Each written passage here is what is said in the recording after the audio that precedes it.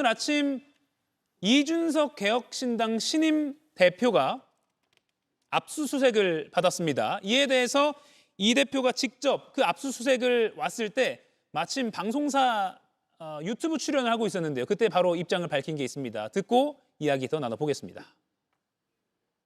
시기가 공교롭다. 이렇게 전당대회 끝나고 나가지고 언론도 그런데 관심이 있어야 될 상황인데 이걸 압수수색을 이게 제가 봤을 때는 제가 현행범도 아니고 그런 상황에서 이렇게 급작스럽게 진행할 필요가 있느냐.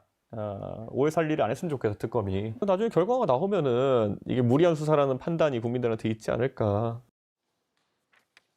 네. 서용주, 김동원 위원 두 분께만 좀 여쭙겠습니다. 이준석 대표는 어쨌든 이 지도부 출범 첫날인데 이렇게 압색을 할 수가 있느냐, 이거 의도가 있는 거 아니냐라는 주장도 펼치기도 했다는데 어떻게 보십니까? 첫 번째하고 두 번째가 있을 것 같아요. 첫 번째는 의도가 없었을 가능성이 크죠. 특검이 개혁신당의 이런 당 지도부의 출범까지 신경 쓰면서 전체 틀에서 수사를 하겠습니까? 근데 두 번째, 의도가 있었다 하면 사실 배려를 해준 거 아닐까요?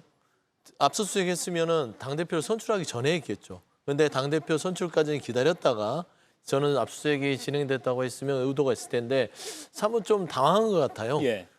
좀 이준석 의원 자체가 그래도 좀 논리적으로 얘기하려고 하는데 지금 특검 수사 자체가 없는 사실을 하는 것도 아니고 본인 스스로 국민의힘 전 당대표로 하면서 명태균이 결국에는 그 김영선 이 공천 과정에 있어서의 역할을 하면서 이준석 당시 당대표도 아니 그 김건희 씨를 만났다고 얘기를 하지 않습니까? 그러면 관련성이 없다고 할 수 없고 특검이 여러 가지 전방위적으로 수사를 했기 때문에 증언과 증거를 확보해서 이 공천 개입에 대한 공범 피의자로 적시해서 압수수색을 한 거기 때문에 이 부분에 대해서는 성실하게 특검 수사에 임하는 거, 그 외에는 더 이상 할 말이 없을 것 같다, 그런 말씀드립니다. 네. 저는 오늘 압수수색이 이루어진 거에 대한 정치적인 의도가 있다, 저는 그렇게 보지는 않습니다. 이게 어제 이준석 대표가 당원대에서 대표로 혼자 출마를 한 건데요. 이 특검 입장이 대표가 아닌 이준석, 또 대표가 된 이준석의 날짜를 택해서 했다, 이것은 어떤 식으로든지 그럴 개연성이 없습니다. 이 특검으로서 대표가 되기를 기다릴 만한 이유가 전혀 없었다는 얘기죠. 바로 지금 이준석 그 의원 사무실과 자택을 압수수색한 이유가 뭡니까? 공천 개입 의혹에 따른 압수수색이거든요. 바로 지금 우리가 얘기하는 공천 개입 때 당대표가 바로 이준석 대표였기 때문에 최종 승인, 이렇게 전략 공천을 김영선 의원한테 했을 때의 최종 승인의 사인을 어떠한 과정을 거쳐서 사인을 했느냐, 당연히 체크를 해야 될 상황인 거죠. 그리고 이런 특검 과정이 없이 갑자기 경찰에 의해서 압수수색이 이루어진다 하면은 이것은 뭔가 이 백그라운드 스토리가 있다, 즉 정치적인 의도가 있다라고 볼 수도 있습니다만은 특검이라는 것이 예고가 돼 있고요. 또 아까 윤상현 의원 얘기처럼 쭉 물 흐르듯이 수사가 진행되고 있는 상황이기 때문에 정치적인 의도로 볼 만한 그런 근거는 없다. 그래서 김영선 의원의 전략공천, 마산 창원 지역의 전략공천 때 과연 금품이 오갔는지 아니면은 대통령실의 압력으로서 이게 진행이 됐는지, 당대표로서 어떠한 모종의 행위를 했는지, 이거에 대해서 특검은 당연히 들여다봐야 할 이슈라고 봅니다. 그러니까 이준석 대표의 얘기, 이거는 모종의 정치적인 의도가 있다, 앞으로 그런 거 하지 말라라고 경고까지 얘기를 했는데요. 저는 이준석 대표의 그런 경고성 발언, 이거에 동의할 수가 없다, 이렇게 말씀드립니다. 예. 그리고 이준석 대표가 이제 2022년 보궐선거 당시 의혹도 받고 있고요. 이에 대해서는 피의자 신분이라고 특검도 확인을 해주었고요. 또 지난해죠. 지난해 이준석 대표와 천하람 의원 7불사, 경남 하동의 7불사, 이른바 7불사 회동이라고 언론에서 많이 붙이는데요. 이 사진입니다. 이런 상황과 관련해서도 특검이 전반적으로 좀 들여다볼 것으로 예상이 되고 있습니다. 이준석 의원에 대한 압수수색은 종료했다는 소식은 들리지 않고 있기 때문에 아마 지금도 일부 장소에서는 계속 진행 중일 것으로 보입니다.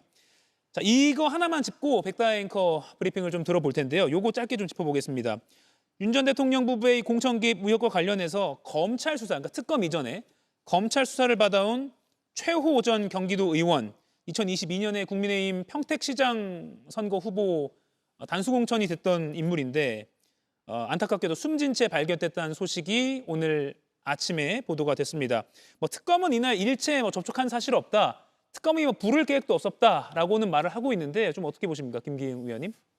아무래도 그 전에 수사는 받았더라고 조사는 예. 받았습니다. 보니까 4월 29일 날 서울중앙지검에 출두를 해서 참고인 신분으로 받았는데 이거 관련해서 저도 이분의 어떤 존재에 대해서는 잘 모릅니다. 왜냐하면 언론에서 많이 부각이 되지는 않은 것 같은데 이분이 중앙선대위, 그러니까 2022년 대선 그때 중앙선대위에서 정무특보를 하셨다고 하고 예. 인수위에서 상임 자문위원을 했다고 하는데 사실 뭐 다 중요한 역할이라고도 할 수 있지만 사실 특보라는 자리는 많은 사람들한테 좀 줄 때 특보라는 자리를 줍니다.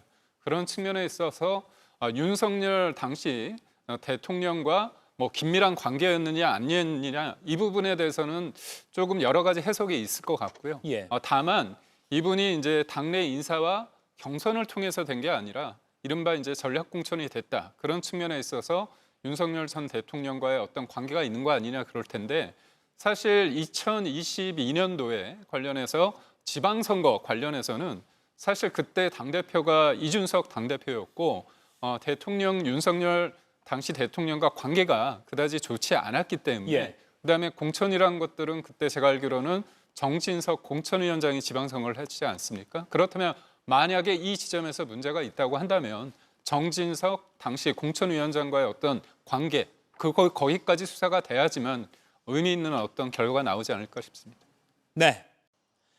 이가혁 라이브를 시청해 주셔서 고맙습니다. 이가혁 라이브는 평일 오후 5시 TV와 유튜브로 실시간으로도 함께 하실 수 있습니다.